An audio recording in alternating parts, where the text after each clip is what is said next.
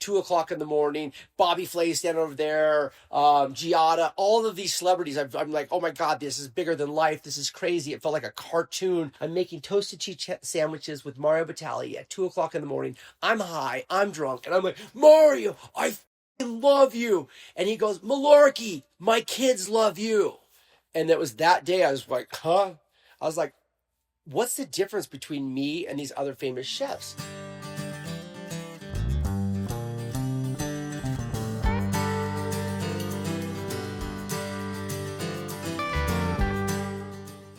Welcome back to the Harley Malarkey podcast. We are live from Bend, Oregon, Central Oregon today at Hawkeye Ranch, Hawkeye PBRV Ranch for Uncle Palmer. Up here checking on life at the Hawkeye and Huckleberry Lounge restaurant. Yes, and we're here to throw maybe another surprise birthday party. We surprised her in Italy. Don't tell anyone. We had the Italian surprise party. Now we're having another one. And what's really going to surprise her is it's not even her fucking birthday anymore. I know, but when you're 80 and you're still kicking like she is, it deserves two celebrations. Yes. So surprise birthday party. It's tomorrow night. So this will have already aired, or this will have not aired yet. So you missed the party. And if you didn't get invited, you don't get to hang out with the 80-year-olds tomorrow. So boo on you. I mean, are we just going to get into our Italian vacation? Did you have anything you wanted to update us on? Yeah. All right. I'm just getting comfortable, Okay. New place. Okay.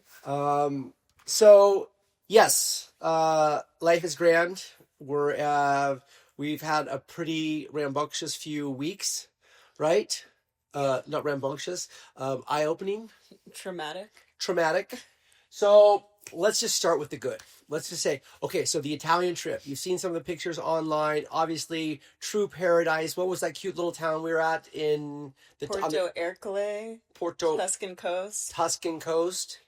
It's on a promontory, Monte Argentario, which if you don't know what a promontory is, it's kind of like an island, but it's connected to mainland by sandbars. Yes. So like Coronado. Yeah, is a promontory. But people call it an island, don't they? I think most people just people call Manhattan an island too. It's not really an island. You know what I'm saying? Yeah, geography's not my subject. Okay. Anywho, so there we are. We go. I say to Danielle, this is my itinerary. This is what I want. She's going to work on the itinerary. I say I want to go someplace where the tourists don't go. That's why we went in October. And when it was Mamie's birthday. Yeah. But to go and travel when you can, when it's not tourist season, absolutely incredible. And I didn't want to go to. I'm very fortunate. I've been to the Romes, the Firenzes, the Venice. I've been to those when I was young. And I've seen them, and so I don't need to see them again because they're really packed. I would see them again, but yeah, no, I wanted to go off the beaten path as well. Funny thing I learned though, the man who has been cutting my hair for 20 plus years, Donato, he's Italian.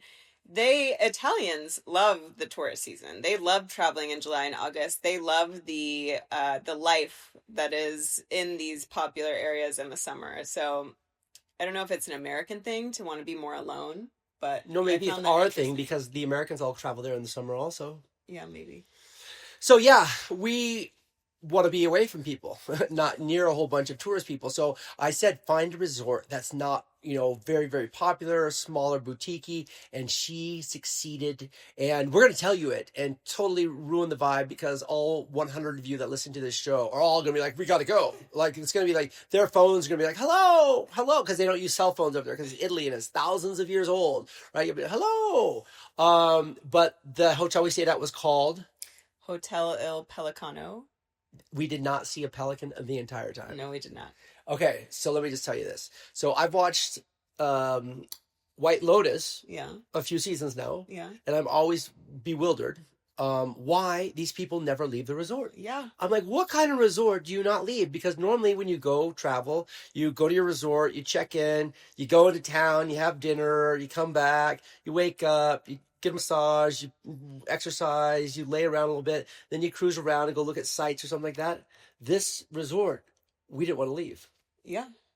What did you just love about this resort, Danielle? I really loved the crystal clear water. I'm a water sign. I'm a water girl. And the water was spectacular. You could see like 50 feet to the bottom. It was refreshing. It wasn't super warm, but it was perfect. And I just wanted to be in or around the water the whole time. We went on a paddleboard around, just like from our hotel, around the cove. And it was one of the most magical paddleboards of my life. I felt like an actual mermaid. This was seriously, this is like Lake Tahoe water. We went to Greece a few years ago and we thought we would see this water and we saw water, nice water, but not water. Like this, you could like, you're like aqua person. You can see a fish like 25 feet down there and they're only this big. But so yes, and we're on this Italian cliff and there's literally probably only like... Side note about our paddleboard. So we're paddleboarding. I really enjoy going topless because you don't get to do that. I was going to totally get to that. Oh. You think I would totally forget that part? Well, we were just talking about the paddleboard. Oh, I was setting the scene a little bit better. Okay. I just want to set the scene. Okay. And then you can get all the glory on the fun story. Okay, but so this is like a super old Tuscan place, and there's probably no more than 100 guests at this place. Yeah, I mean, at full capacity, I don't think there was even close to And that. you wind down this road, and it's just this sheer cliff, and like it would not be legal to walk down these stairs in the U.S. People would die, and you're going down these tricky stairs, and you go down to this thing, and there's umbrellas and stuff like that. And immediately we canceled going in on that tour. We canceled everything. We're like, we're not moving, right? And so we had a boat one day. Yeah, we didn't cancel that. No, we did not cancel the boat, but we canceled going to town and doing other things. We canceled the Ferrari. They don't need to know that. Okay. Okay? Okay. I know. I was there. We posted it. We canceled the Ferrari, okay? We had the Ferrari rented for one day. It's kind of, it loops the Ferrari will come back. It loops back to our story. Okay. So we canceled the Ferrari because we were so in love with the resort. So there we are. We're sunning. We're meeting nice people from all over the world, the neat, cool people. No kids allowed. Huge setting there. Yeah. No kids allowed. And we're laying out and we're catching sun and it's beautiful. And we go paddle boarding. Now you can go. Now it's all you, Daniela. And I really wanted to go topless, but this really wasn't the place for it. There was one European woman that was topless. That's just something I enjoy about Europe. I don't think that it should be so offensive for a woman to be topless, and it's very freeing. I am 100% all in favor of topless women. And so I am not 100% for all topless men. I think a lot of men should put shirts on. A lot of men should put shirts on. So we go on our paddleboard. Nobody's seeing us. So I'm like, okay, now I can enjoy my European toplessness. And we paddle really far because these people tell us there's this like white sand beach. So we're like looking for this white sand beach, and we realized that we went the wrong direction because there is no white sand beach. Sheer cliffs, the most beautiful cliffs ever, and we're just like in and out of these insane big giant rocks, and all I can think about is like what it was like there like 1,000 years ago. Probably the same. Well, I know, but was like they're like Roman soldiers or something like hanging out on their paddle boards. Like that was the stuff I was wondering. Oh, I don't know. I don't think they had paddle boards, but I know maybe some kayaks, some canoes. Yeah, maybe surfboards. No. Okay, go on. Anyways, so then we're paddling back. About the cave. Oh, there's a cave that was like the Blue Grotto. The Blue Grotto is the famous like cave that they paddle you in when you're in Capri or one of those touristy towns. We found our own. And when you're in the cave, the water is like this crazy bright blue color, and we just paddleboard into the cave, and we're in our own private Blue Grotto, and it's even better than the Blue Grotto. Shirt? No, my shirt is already off. Okay, his shirt's already off. And it's just her and I and her boobies out there enjoying the pure freedom. Just this Caribbean blue, the sunniest day. The water is so refreshing. No pelicans in the sky. Not a pelican in the sky. But there is one boat sitting over there. I'd call it a yacht. Yeah, it's a yacht. It's a suspect yacht. It's like in the 60 to 70 foot yacht-ish, right? Yeah. Go ahead. This is good. And so we're paddleboarding by, and there's two old Italian men, I think probably wearing gold chains with hairy chests. Huge hairy chests, yeah. Very typical old rich Italian man. And then this very cute young Italian woman who might have been being paid to be there. Who knows? She did have her top on, but she saw, so we look over and... We see them the first time. Yeah. We're not very close. And I'm like, on the way back... we're going to do a little tour of titties and swing by the yacht. I did that perfectly because I was like, on the way back, I drifted out. I was like, let's see how close we can get to the yacht and see what the titties do for us with the yacht. So as we're going back, the girl that's on the yacht with them, the young woman, they're pouring a Magnum bottle of champagne down her mouth, and we're like, oh wow. I think they're pouring it down each other's mouths. Let's like not like set it up as like a real. I mean, it was weird, but everybody was getting champagne. They all looked like they were having a great time. Nobody looked like they were having a bad time. No. Anyways, they see us and they're like, come on board. And I'm like, ooh. Let me translate what happened. Okay, champagne. Little younger lady looks up at us, sees titties, whispers to men. Men snap their head up. Now they see titties, and they're all like, oh, no. It wasn't for me. They weren't looking at me. They wanted the titties to come on the yacht. And I grew up in Newport Beach, and if somebody invites you on a yacht, you don't say no. But me, who again, not high, not drunk, just totally present, says, two dudes, one younger female, and I see a captain. So there's only 4 people on the fucking boat, right? If there's like 8 people on the boat, looks like a party, might be able to meet some people, have some fun. But no, we're walking into kinky weird shit, all right? And the captain's not involved. And I'm like going, next thing you know, they're going to be dumping champagne down Harley's throat, and I'm going to be in the engine room with the fucking captain, okay? You know, something weird's going to be happening. And she's looking at me like with these little, like, deer eyes, like, I think we should go. I think we should go say hi to the nice Italians on the yacht. So we'll never know. And I'm like, I've my whole life has been based on like bad decisions, living to the fullest, too much, excess. And there I am. No, I don't think we should go, Daniela. I think I'm scared of what will happen to me, not what will happen to you. So we didn't go, and we had a wonderful time, just relaxing. It was like pure relaxation. And at one point during the trip, I had asked Brian, what's the most peaceful you've ever felt in your life? And I forget what answer he gave me, but I was like, I don't know if I buy that. But then a couple days into it, he's like, I think this is the most peaceful I've felt in my life. I said, if we threw our phones in that crystal blue water, which would be littering, we wouldn't do that. But if we threw our phones in there, metaphorically speaking, and we turned off the news, right? Like we didn't know what was happening in the world and we had no contact. I said, this is heaven. It still is. And I try to not keep my phone on, and I don't read the news. So I do, and I don't. And so I was like, if I was sitting here, I had this water to swim in, this great food, these fun conversations to have with interesting travelers and stuff like that. I couldn't imagine a better place. He's exaggerating a bit because I don't remember a single. Well, we had sort of fun conversations. We just met nice people. Yeah, no, we did. Are you pooping on my friends? Sorry, no. I just don't remember talking to anybody. And then I was like, oh no, we talked to every single person that came through. People. Yeah.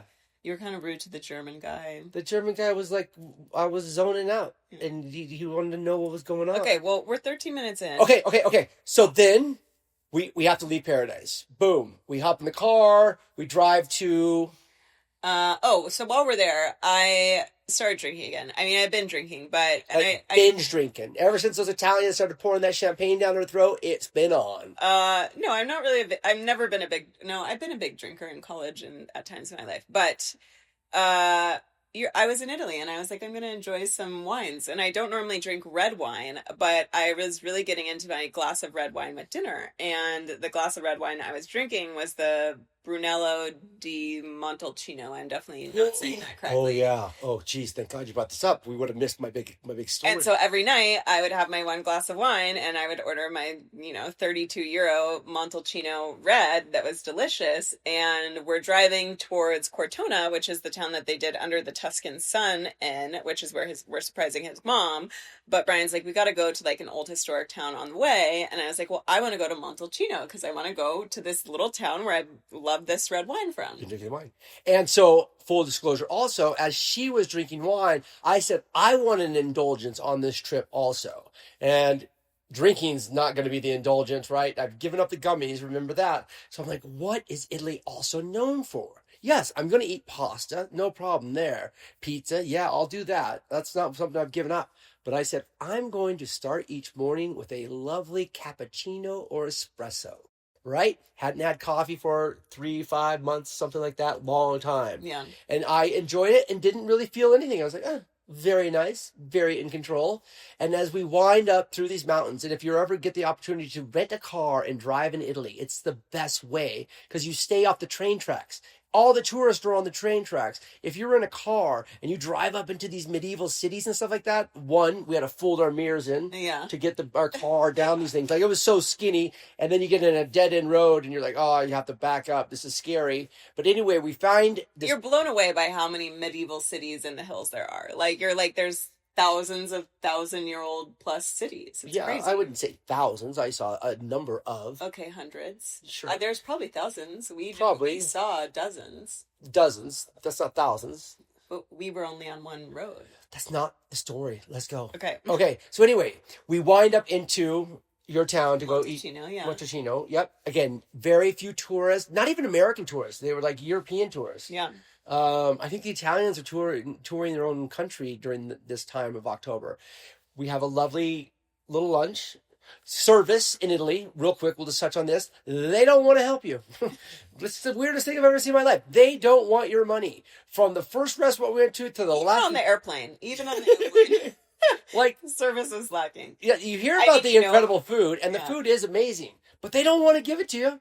I sat in this one restaurant in our town, what is it called? Montalcino. Montalcino. We sat in this one restaurant, and I watched 4 tables of tourists be sat by the host, sit there for so long that no one came to get a drink order or give them a menu, that they got up and walked away. Yeah. 4 at one restaurant for one lunch. But Harley and I were like, "Fuck this, man! We're gonna outlast them. All right, It was a good meal too. It was. You just got. We had just gotten some white truffle in. We got a little white truffle on egg. Yeah, on egg. So when you go there, if you're a stupid American like we are, and you want service quickly, fuck that. It's not happening. So just get ready for that. But most of the time, it's worth the wait. Literally 30 minutes at one point that before anybody even, they walk by us, they serve every Italian near us. Okay, so there we are. We have lunch. Yes. We have lunch. We're walking, enjoying a little after dinner walk, right? After lunch walk. And I look down and I see orange Crocs. So if you're my generation X or above, right? You know that orange Crocs in an Italian setting or on an Italian person means only one thing. The legendary, but yet disgraced chef, Mario Batali. I see the orange Crocs. I come up slowly. I see him. He looks away. I've met him several times. He looks away like, oh, fuck, I hope Malarkey doesn't see me. And I'm like, chef! He's lost a lot of weight. Definitely Ozempic, because he's had a whole bunch of pasta and wine and cigarettes in front of him. Yeah. He was having the Italian experience. And we start talking. How are you doing? What's going on? She's not quite sure who he is. I say, can I get a picture? And then his friend goes, well, make sure she gets in there. Scared Mario might little hanky-panky on her. But there we were.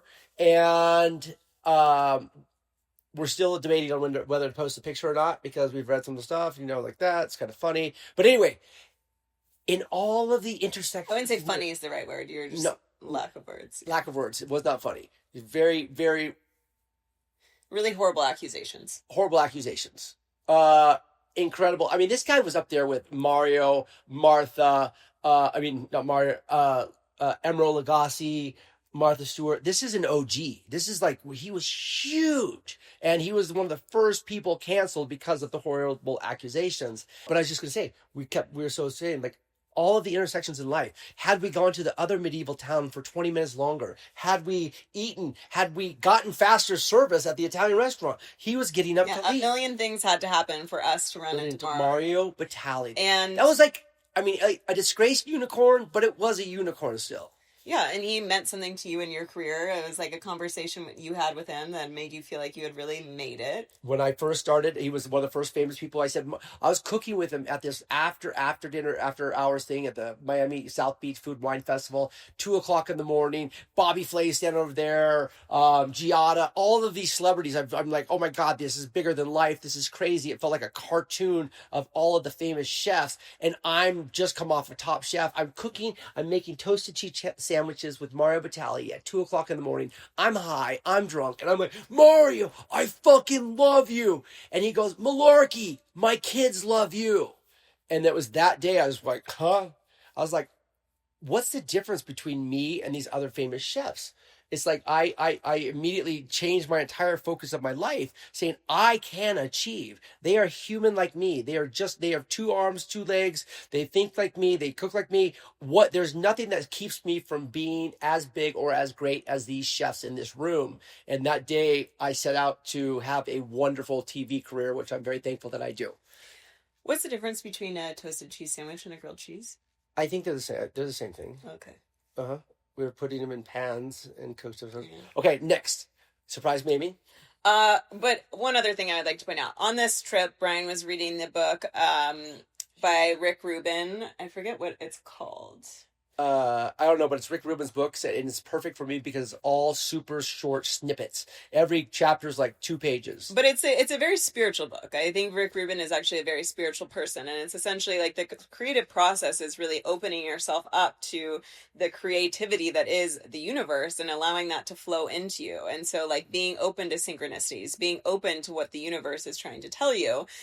Who knows what Mario Batali was trying to tell us, but it was a crazy like synchronicity that all these things had to line up for us to run into him in this tiny little town in Tuscany, and just kind of remember this little spiritual part of our trip. And we should talk more about this book. I mean, we're kind of getting long here and it gets wild here. The creative act or something. The creative act. Anyway, Rick Rubin is saying he said, we're all artists. If you drive an Uber, your mind is constantly making unique decisions. We're all doing these things. He said that what separates these ultra artists and these musical talented people is they're in tune with who they are. A lot of them have that natural ability, of course, but it's like the great Bob Dylan said. They're like, I watched an interview once, like, how did you write all these great songs? And Bob Dylan in his mumbled voice is like, well, the music's just in the air. I just reached up and grabbed it. He said, Rick Rubin says the same thing. The ideas are all available. It's just who's in tune to get them. Who smells, who sees. You can hear something. A conversation somebody else is having says a word that you needed to hear. It's just all of these things are in the cosmos. He said all your secrets, all of your stuff is all around you. You just have to be in tune to it. Rick Rubin doesn't read music. Rick Rubin isn't a musician, yet all these huge musicians want him to produce their music because he's just got the mojo, man. Because he just says, I know what I like. And it just seems to be giant hit records every time he likes something. Yeah, it's a feeling. And the other interesting thing, there are like multiple books that kind of go on the same concept. Big Magic by Elizabeth Gilbert, The Artist's Way, which I'm forgetting who that author is. But it's very interesting to think of the creative process as the spiritual process, and what all these authors say is like, if you get this amazing creative idea and then you decide not to act on it, most likely in the next few months, you're going to see somebody else with that exact idea, because the idea, it does not belong to you. It tapped on your shoulder, and if you didn't listen to it, it's going to go tap on somebody else's shoulder. I 1,000,000% believe in that, and that's why I have to keep working on my new thing.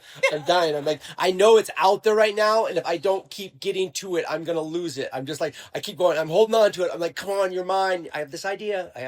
Stay tuned. Because I 100% believe that. They're out there, and if you don't grab it, somebody else will. So we drive through Montalcino and we head into Cortona. We check into our little hotel for the night, and we get ready to go over to where Brian's mom, who we call Mamie, is staying. And her boyfriend Ian says, hey, I'm going to deal with my, parking ticket, and meets us at the street, and we go down this cute little alleyway. It's very picturesque. We get there at sunset. She had bought this at a charity thing like a year before. Her brother was there. His wonderful partner was there. Auntie Liz was there. And we snuck in and we posted the video. Yeah, it's a really cute video.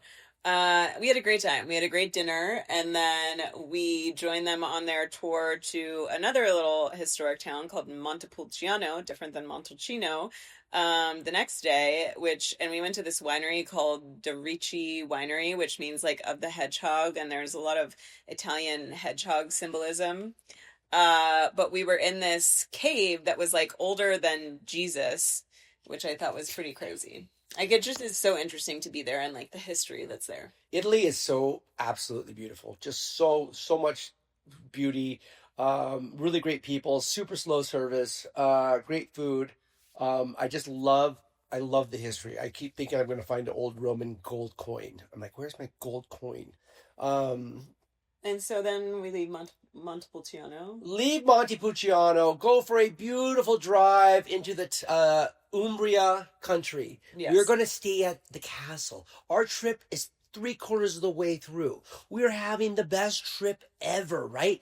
I had a spiritual advisor a few months ago tell me that maybe in a previous life, I lived in Umbria as a farmer, and this beautiful woman, Harley D, came and met me and said, yo, there's so much more to the world than just working hard and grinding, because it's kind of a metaphor. In my whole life, I've been a grinder. I've outworked people in the kitchen. I've outworked them here. I've outthought, but I've outworked, work. Work has always been my backbone, right?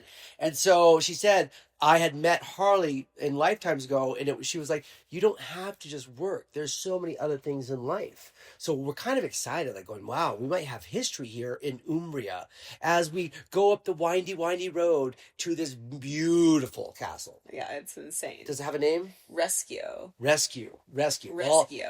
well, we're going to find out that actually has a meaning here in a second. So we go into the hotel room. We'll post a video of it. The hotel room was the most spectacular thing. It had a 1,000-year-old olive press in my room. This thing weighed like 5,000 pounds of stone, and this thing. I wonder if the other rooms had olive presses. I think they probably all had something unique in them. Yeah. It was legit a thousand. It was from the 1100s. This castle, at 3,000 hectares or whatever, wild boar and stables of white horses, and I mean, this is crazy. Yeah, truffle hunting on the property. Like. Yeah, we were blown away by it. Incredibly beautiful. We went out to dinner that night, and we hadn't had good food. Like, for being in Italy, we hadn't had that much. We had some good pasta. We did have some amazing seafood. Because sorry to keep interrupting you. Yeah. Because we kept trying to eat really high-end restaurants. We didn't try. That was our option, basically. At the hotel, the first hotel. And that's the problem. When you eat at the high-end restaurants, they try to jack traditional Italian food and do like, here's a deconstructed peasant stew. Oh my God, I just want the fucking peasant stew. I don't want your fake interpretation of it, you know? And so we hadn't eaten the good street food, the good pastas, the cacio e pepe, just a great piece of pizza. And so we had kind of not had the best food. But this restaurant, we were blown away by the hotel. The first 2 courses we got were amazing. And I was just very happy to be here. And it was our last like couple nights of the trip. And we're sitting at this beautiful restaurant. They do tell you like not to be on your phone too much, or like not to take pictures of other people. At the hotel they did say don't take pictures of other people. It's a very private hotel. Oh. One of the dishes we had was a tongue. It was one of the best tongue dishes I've ever had in my life. The other one was venison tartare. Spectacular. I was like, oh my God, this is the best food we've had on the whole trip. Everything's going beautiful. Beautiful surroundings. I'm so happy. The Ferrari has been delivered this evening. I haven't even seen it. And tomorrow is the one day, because we rented a Ferrari for one day, and they were nice enough to send it to Umbria for us. And so it's expensive, but you got to drive a Ferrari when you're in Italy if you can. And so I was so excited to drive the Ferrari. It's not crucial. The Ferrari. Yeah. There's a funny line coming up. I want to use it. Okay. All right. No. I'm just saying you don't have to drive a Ferrari in Italy. No. But if you, you're a big car person. If you can, like I've never. This was high on Brian's list. Life is great. So we're at dinner. We're enjoying ourselves. I'm enjoying spending time with my lover. If you listen to a couple of podcasts back, we were kind of getting on each other's nerves a couple of weeks ago. So I was just very happy. Best week ever. Yeah. Best week ever. And he pulls out his phone and he's like texting a bunch of people. And I know some of it's important and I know some of it's not. And so I look over at him and I'm like, hey, if there's anything that's not urgent, can you wait until we're done with dinner and go on your phone then? And we learned something. And we'll get more into this. But I, at the time, was like, what the fuck? I just drove all the way here from Tuscany. You've been able to look at your phone, catch up on emails, talk to people. I've been driving windy roads and stuff. We got here to the hotel 10 minutes before dinner. We had a rush to go get our dinner. I'm like checking in. It's 9 o'clock back in the U.S. I got a guy at Home Depot picking out floors for the girls' volleyball team at the high school. I'm like, I swear I've been on the phone for 15 seconds. And she says this to me. And I'm like, whoa, like, are you fucking serious? Like, I get some time to catch up for a second. I've been present this whole fucking trip. But I get hijacked. And then, just in case, maybe we're going to make this into a 2-part episode. So this might be where we end episode 1. Okay, so I get hijacked. Yeah. Here we go. Take 2.